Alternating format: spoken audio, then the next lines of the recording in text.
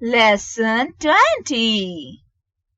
Neighbor, let's get going. Write any two qualities of your best friend.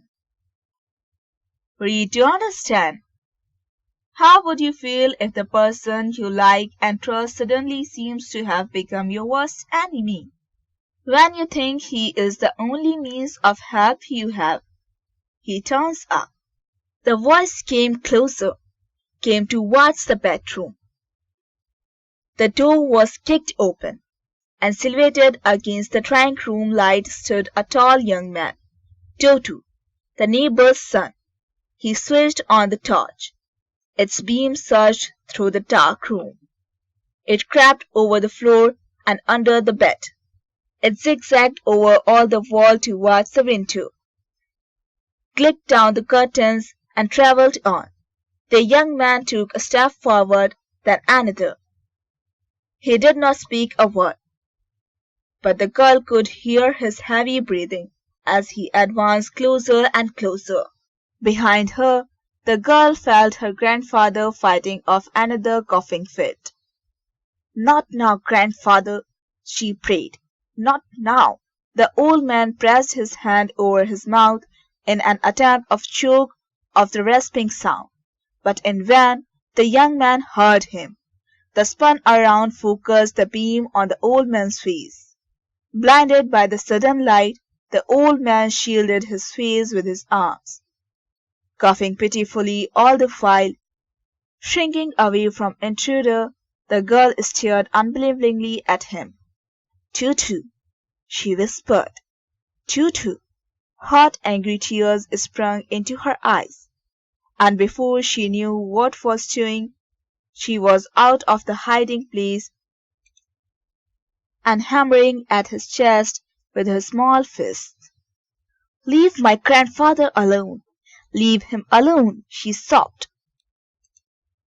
With a swift movement of his arm, the young man caught the struggling girl and clamped a tight hand over her mouth. Then he kicked the furniture, overturned the cot, and smashed the lamp. Drawn by the noise and turmoil, two men appeared in the doorway. "What is happening?" one of them roared. "Have you got them?" The girl held her breath, going limp in the young man's arm. With his back to the door, Totu shouted over his shoulder, "Nobody here! Get upstairs! Quick, they must be upstairs, the cowards!" and kicked the steel trunk with full force towards the door. The two men jumped back as the trunk hurled towards them, torn and rushed up the stairs. The moment they were gone, the young man released the pressure around the girl's shoulder and whispered, "Listen to me with care, princess. You must get out of here as fast as you can. Climb through the window and get into the service lane through the rear door. Fast! Girl, get going. My mother is waiting for you. Our back door is open." "Tutu! Oh, Tutu!" cried the girl. "Tutu! But Hugh, what will happen to grandfather?" "I will take care of him. Go now. Girl, run!"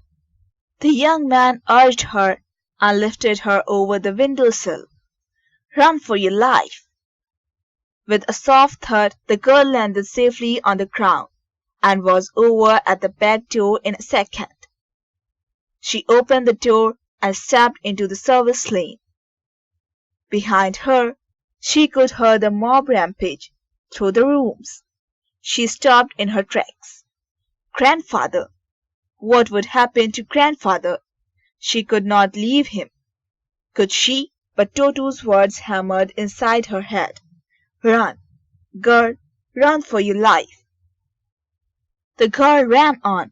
She tripped over rubbish and discarded kitchen waste, but on she ran, till she reached the narrow beam of light that fell into the lane through a doorway. With trembling hands she opened the door and sobbing with exhaustion, she fell into the arms of a waiting woman. The woman drew the trembling girl close and whispered into the girl's ear, "Thank God, you are alive. We were so worried about you and your grandfather. Is he coming with you too?" "I don't know," whispered the girl. "I don't know." And she began to cry. The woman rocked her gently in her arms and said, "It's all right. It's all right. It is all over now. Let's wait for them here." The girl did not know how long they waited and how long they listened into the night, to the sound of smashing glass, breaking wood, and reckless voices filled with hatred and aggression. And then the noise died as the mob moved on, and the night was quiet again. The girl looked searchingly at the woman's face. Why had Toto not come? Where was her grandfather? They could hear footsteps and low whispers. There were people coming. The girl thought, that must be them. Was it Toto and her grandfather? She held her breath and then rushed towards the door, pulled it open, and peeped into the dark black lane. She could make out two figures not very far away, one leading the other. And then their low voices reached her ears. "We are almost there, grandfather. We have made it. I know you have lost almost everything, but you are alive. We are alive, my dear boy, thanks to you," returned the old man. "You, the girl, and me."